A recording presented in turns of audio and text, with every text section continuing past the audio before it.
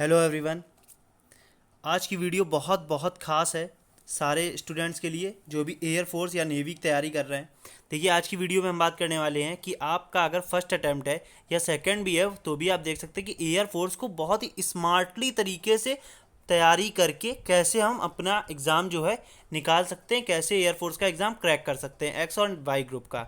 ठीक है दोस्तों, तो आज की वीडियो में हम बहुत सारी चीज़ों पे जो भी स्टूडेंट्स गलतियां करते हैं और जो जिनका सिलेक्शन होता है वो क्या चीज़ अपनाते हैं, क्या इनकी स्ट्रेटजी रहती है, क्या प्लानिंग रहती है, और सारी टिप्स भी मैं दूंगा आपको कि कैसे आप एयरफोर्स का एग्ज़ाम विदाउट कोचिंग भी आप बहुत आसानी से कम टाइम पे क्रैक कर सकते हैं। ठीक है दोस्तों, चलिए वीडियो को आगे बढ़ाते हैं। और देखिए दोस्तों, जो आपका एयरफोर्स का सिलेबस है बाकी अदर कंपैरिजन अगर किया जाए बाकी अदर एग्ज़ाम से तो बहुत ही मतलब शॉर्ट सिलेबस है, बहुत ज़्यादा सिलेबस नहीं है, बहुत आराम से और बहुत कम टाइम पे अच्छी और स्मार्ट तैयारी हो सकती है जिससे हमारा एग्ज़ाम निकल सकता है। बच्चे बस लापरवाही करते हैं, इस वजह से एग्ज़ाम नहीं निकल सकता।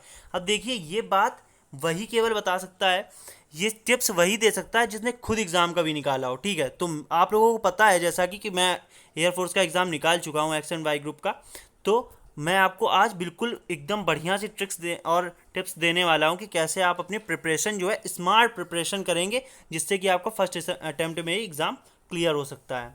चलिए देखते हैं। देखिए दोस्तों, पहली हमारी टिप रहेगी डेली एंड वीकली टास्क। देखिए, सबसे पहले तो तैयारी करने का क्या तरीका होता है, आपको पहले तो अपना जितना भी सिलेबस है वो आपको कंप्लीट करना रहेगा। देखिए, सिलेबस भी बिल्कुल मैं आपको बता दूंगा कि एक वीडियो पहले ही ऑलरेडी पढ़ा हुआ है, फिर भी मैं स्मार्टली तरीके से आपको बता दूंगा कि आपको ज़्यादा फालतू चीज़ें नहीं पढ़नी है, क्योंकि अगर आपने पहले एग्ज़ाम नहीं दिया हुआ है तो आपको आइडिया नहीं होगा। तो देखिए, डेली एंड वीकली आपको टास्क बनाना है। अब स्मार्ट जो बच्चा सिलेक्शन लेता है वो कैसे तैयारी करता है, या हायर लेवल की जो तैयारी करते हैं वो कैसे तैयारी करते हैं, ऐसे ही तैयारी करते हैं कि पहले तो अपना वो वीकली एक प्लान करते हैं कि आज मतलब इस वीक में हमें जीएस के मान लीजिए ये 3 टॉपिक हमें कवर करने हैं, तो ये 3 टॉपिक अब उनके कंप्लीट होंगे इस वीक में, चाहे जैसे हों। ठीक है, मैथ्स के अगर ये 2 टॉपिक हमें कंप्लीट करने हैं तो करने ही करने हैं।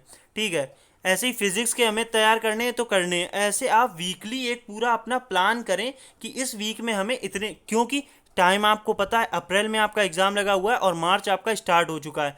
मैं उम्मीद करता हूँ कि आपने पहले से थोड़ा बहुत सिलेबस तो कंप्लीट किया होगा, अगर जिनका फर्स्ट अटैम्प्ट है तो उनका ज़्यादा अभी नहीं तैयार हो पाया होगा। लेकिन अगर अभी आप ढीला डाल देंगे, अभी आप लापरवाही करेंगे तो एकदम लास्ट टाइम पे जब आपका मार्च लास्ट या आपका अप्रैल स्टार्टिंग आ जाएगी तो आपके ऊपर इतना प्रेशर होगा कि हमारे पास सिलेबस बहुत ज़्यादा है। तो स्मार्ट स्टडी का मतलब यही है कि आप पहली चीज़ तो वो चीज़ें ना पढ़ें जो आपके एग्ज़ाम से जिनका रिलेशन नहीं है, कोई ताल्लुक नहीं है, तो वो चीज़ें आपको पढ़नी नहीं है, वो लास्ट में हम लोग बात करेंगे।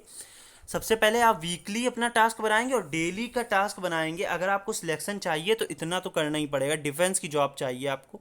डेली आज हमें इतना मतलब ये टॉपिक अगर तैयार करना है मैथ्स का तो ये अब टॉपिक हमारा चाहे रात के 12 बज जाएं या 2 बज जाएं, ये टॉपिक हमारा आज तैयार होगा और जब हमें अच्छे से क्लियर हो जाएगा तभी हम सोएंगे। ठीक है, ठीक है दोस्तों, नेक्स्ट पॉइंट की बात करते हैं। अब देखिए दोस्तों, दूसरा पॉइंट है study in your comfort zone. अब बहुत सारे लोग देखते हैं जैसे जो फ्रेशर्स हैं वो बोलते हैं मेरे भैया या कोई मेरे कज़िन तैयारी कर रहा था वो तो रात रात भर पढ़ता था, ठीक है, और उनका सिलेक्शन हो गया। कोई बंदा बोलता है मेरे भैया थे वो सुबह जल्दी उठकर पढ़ते थे। बहुत सारे लड़के तो यही डाउट में रहते हैं कि सर पढ़ें कब। अरे अजीब आदमी हो, जब तुमने अभी फर्स्ट से लेकर 12th क्लास तक तो पढ़ाई की है, भले आप एक मिडिल मतलब बहुत होशियार बच्चे ना रहे हों, बहुत अच्छे होशियार स्टूडेंट ना रहे हों, लेकिन पढ़ाई तो आप करते थे ना, तभी तो आपका ये सपना है एयरफोर्स में जाना। एयरफोर्स में बिना पढ़ाई के तो आपका सिलेक्शन होने वाला नहीं है।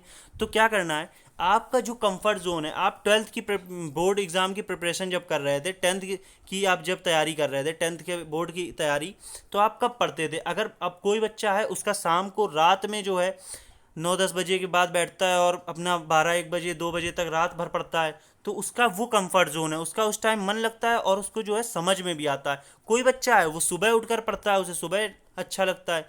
तो आपको क्या करना है, आपको अपने कंफर्ट जोन में, ये नहीं कि किसी ने बोल दिया, कोई होशियार बच्चा उसने बोल दिया मैं तो रात भर पढ़ता हूँ, तो आपने क्या किया, एक दिन क्या किया, रात भर ट्राई किया, अगले दिन से तो आपको नींद आने लगी क्योंकि आपका वो कंफर्ट जोन था नहीं।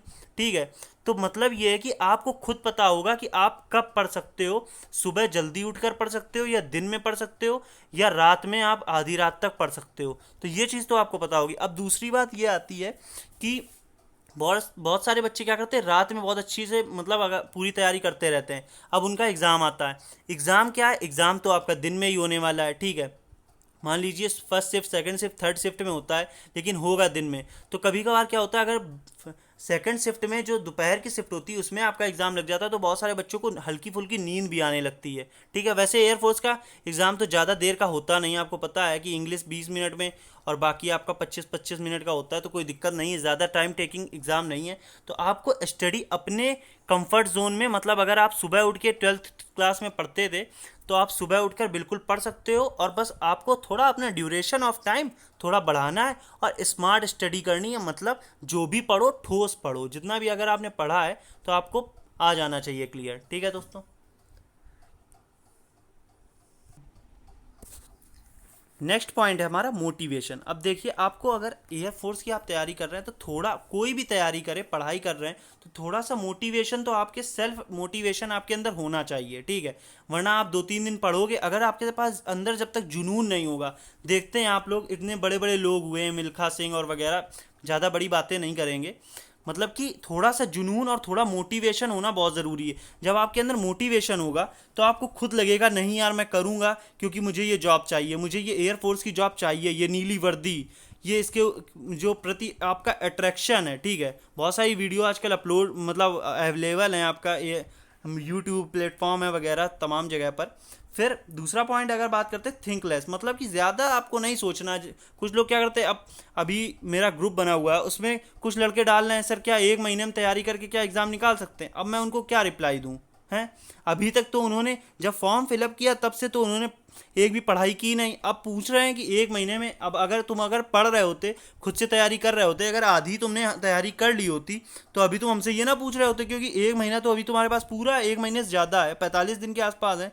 तो अभी अगर आधा सिलेबस तुम कंप्लीट कर चुके हो तो आधा अभी कंप्लीट कर लोगे तो क्या तुम्हारा हो नहीं जाएगा, ये आराम से हो जाएगा। कोई बहुत बड़ा पेपर थोड़ा ना है एयरफोर्स का। तो मतलब यही है कि बातें या फालतू की जो है चीज़ें नहीं सोचनी है, केवल जो है अपने एम पे टारगेट करके आपको तैयारी करनी है। और बहुत ही स्मार्ट तैयारी करने से बिल्कुल आसानी से फर्स्ट अटैम्प्ट में बहुत लोगों का जो है, मेरे बहुत सारे फ्रेंड हैं उनका निकला हुआ है, मेरा भी एग्ज़ाम निकल गया था, लेकिन मेरा जो है मेडिकल इशू हो गया तो मेरा सिलेक्शन नहीं हो पाया एयरफोर्स में।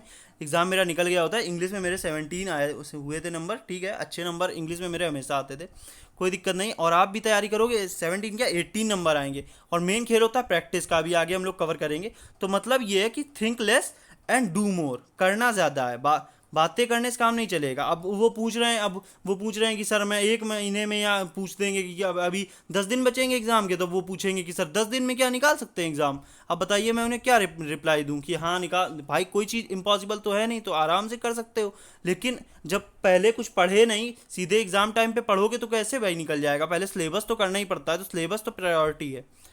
अगला पॉइंट देखते हैं हम लोग। अब देखिए दोस्तों, मेन खेल होता है प्रैक्टिस का, जिसका सिलेक्शन होता है और जिसका सिलेक्शन 1 या 2 नंबर से रुक जाता है। जो भी लोग 2-3 बार एग्ज़ाम दे चुके होंगे तो उन्हें पता होगा। हाँ, अब बहुत ही बेकार जिसने अच्छे से तैयारी नहीं की, कंसंट्रेशन नहीं किया, बस फॉर्म फिलअप किया और एग्ज़ाम देने चला गया, उसकी बात मैं नहीं कर रहा। लेकिन जो बच्चा तैयारी कर रहा है और जिसका सिलेक्शन हो रहा है, दो तरह के बच्चे होते हैं, एक तैयारी कर रहे हैं और ये भी तैयारी कर रहे हैं, लेकिन इनका सिलेक्शन हो गया, इनका सिलेक्शन नहीं हुआ, ठीक है। इसका सिलेक्शन क्यों नहीं हुआ, इसका सिलेक्शन 1 या 2 या 1.5 नंबर से रह गया, ठीक है। मेरे साथ भी बहुत सारे थे, उनका 1-1.5-2 नंबर से रह जाता। अब कहाँ फ़र्क आता है इस बच्चे में और इस बच्चे में, तैयारी तो दोनों कर रहे हैं। तो देखिए, मेन चीज़ प्रैक्टिस का होता है खेल। अगर आप प्रैक्टिस जितनी, पहले तो सिलेबस प्रायोरिटी है, सिलेबस आपने एक बार कंप्लीट कर लिया। और ये भी नहीं है, बहुत सारे बच्चे क्योंकि थोड़े लेजी टाइप होते हैं, अब सिलेबस कर रहे हैं तो सिलेबस ही करने में उनका पूरा टाइम चला गया, और उन्होंने सोच रखा था कि जब मेरा सिलेबस कंप्लीट हो जाएगा तब हम प्रैक्टिस करेंगे। अब आ गए पेपर तो प्रैक्टिस तो वो कुछ ही नहीं कर पाए, या 1 हफ्ते कर लिया। तो ये नहीं करना है, ठीक है। कम से कम 2 हफ्ते पहले तो बिल्कुल प्रैक्टिस करनी है। और मैं तो सलाह दूंगा कि आपने अगर आधा अभी सिलेबस, आज मैं जब वीडियो बना रहा हूँ तो आधा सिलेबस आपका हो गया होगा, या नहीं भी हुआ है तो आप अगर सीरियस हैं अपने एग्ज़ाम के प्रति तो हो जाएगा। तो प्रैक्टिस आपको अभी से स्टार्ट कर देनी है। एंड प्रैक्टिस का जो फ़ायदा है वो आपको क्या पता चलता है कि एग्ज़ाम के क्वेश्चंस किस लेवल पे आ रहे हैं। अब जैसे मान लीजिए कोई वाई ग्रुप की तैयारी कर रहा है, या मान लीजिए मैथ की तैयारी, एक्स की तैयारी कर रहा है, इंग्लिश का आपने प्रैक्टिस सेट लगाया, तो बहुत सारे एरर हैं या कुछ भी हैं जो आपने नहीं भी पढ़े थे, प्रैक्टिस सेट में आ गए तो वो आपका कवर हो गया। वो चीज़ फिर जो भी आप गलती करोगे प्रैक्टिस सेट में, वो फिर आप दोहराओगे नहीं गलती। मेन चीज़ ये है, ठीक है। तो प्रैक्टिस का बहुत फ़ायदा रहता है, और पढ़ाई करने से ज़्यादा हमें प्रैक्टिस पे ध्यान देना चाहिए आज के टाइम पे, अगर आपको एग्ज़ाम क्लियर करना है। तो प्रैक्टिस तो मैं कहूँगा कि पहले, और ये अरिहंत की प्रैक्टिस सेट आते हैं, मैंने अरिहंत के ही लगाए थे, आपको कोई और भी सही लगे आप ले सकते हो, या कमेंट में मुझसे बता सकते हो कौन सा सही है। लूसेंट के भी आते हैं, सभी के अब तो बहुत बहुत वैरायटी आ गई है, लेकिन मैंने अरिहंत की 2 बुक ली थी और दोनों को मैंने कम से कम 3-3 बार लगाया हुआ था, ठीक है। तो बढ़िया टाइम से सिलेबस कंप्लीट करिए। ये मान लीजिए कि आपको 30 मार्च के आसपास आपको अपना सिलेबस कंप्लीट कर लेना चाहिए, क्योंकि बहुत ज़्यादा सिलेबस बिल्कुल भी नहीं है और आराम से हो सकता है। फिर बात आती है इस प्रैक्टिस, तो बस अप्रैल भर में आप करिए अपनी जम के प्रैक्टिस, और प्रैक्टिस करने के दौरान आपको लग रहा है कोई आप टॉपिक भूल गए, क्योंकि रिवीजन बहुत मेन इंपॉर्टेंट है, तो रिवीजन आप जरूर करते रहिए। रिवीजन आपका बहुत इंपॉर्टेंट रहेगा, तो रिवीजन आप करते रहेंगे और साथ ही साथ आप अपनी प्रैक्टिस पे भी ध्यान देंगे। प्रैक्टिस मोस्ट इंपॉर्टेंट है। अब देखिए दोस्तों क्या होता है कि सिलेबस मैं एक बार आपको इंग्लिश का बता देता हूँ। बहुत सारे बच्चे होते हैं कि इंग्लिश में बहुत ज़्यादा चीज़ें पढ़ते हैं, ऐसी चीज़ें पढ़ते हैं जो आती भी नहीं है इंग्लिश का। अगर मैं एग्ज़ाम पैटर्न बताऊँगा, सिलेबस की वीडियो ऑलरेडी पढ़े हुए हैं, तो इस वीडियो को बड़ा नहीं करेंगे। 4 आपके एरर्स आते हैं, ठीक है। तो एरर्स आपको पढ़ने, अब टॉपिक क्या है आपको पता है। 3 आपके फिलर्स आते हैं, और 5 या 4 से क्वेश्चन आ जाते हैं पैसेज के, ठीक है। और एक या दो, एक ही मोस्टली आपको वन वर्ड सब्स्टिट्यूशन मिलेगा, या 2 मिल जाएगा बहुत रेयरली। और सिनोनिम एंटोनिम भी एक ही मिलेगा, बहुत रेयरली 2 भी देखने को मिल जाता है। और आपका एक इडियम पक्का है, तो ये चीज़ पक्की है, बाकी आप अपना देख लेंगे। एक बार मैं रागा का भी बता देता हूँ, 1 मिनट जल्दी से।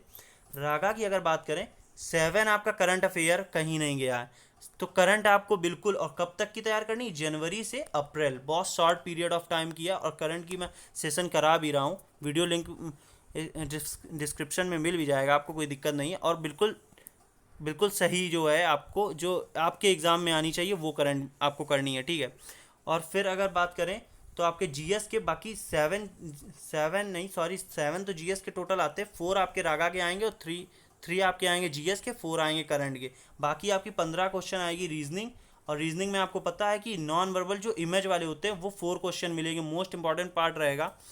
और बाकी आपका आ जाएगा अर्थमेटिक, ठीक है। बाकी पोर्शन आपका अर्थमेटिक आ जाएगा। दोस्तों अगर वीडियो पसंद आए तो लाइक ज़रूर करें और अच्छी से तैयारी करें। मेरी तरफ से wish you all the best. जय हिंद, जय भारत।